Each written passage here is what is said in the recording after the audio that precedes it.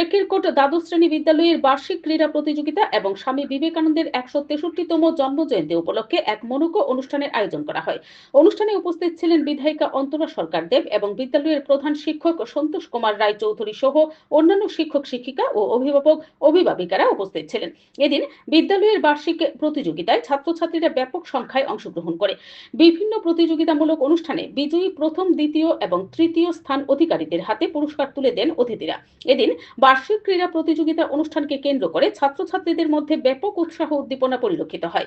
অনুষ্ঠানে বক্তব্য রাখতে গিয়ে বিধায়িকা অন্তরা সরকার দেব স্বামী বিবেকানন্দের আদর্শের ছাত্রছাত্রীদের উদ্বুদ্ধ হতে আহ্বান জানান। Bureau report, BTV Tripura news.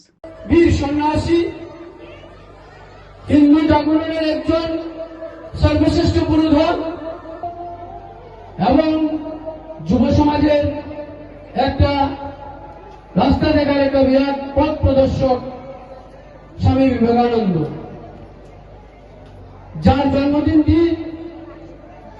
1985 সাল থেকে ভারত সরকার জাতীয় যুব দিবস হিসেবে উদযাপন করছে।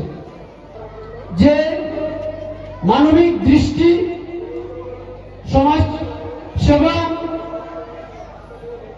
এবং আত্মনির্ভরশীল ভাবে নিজেকে বেঁচে রাখা, যে সামনে রেখে উনি যুব সমাজকে বার্তা দিয়েছেন, আজকের এই দিনটিতে আমরা লক্ষ্য করছি সেটা নিশ্চয়ই প্রাসঙ্গিক।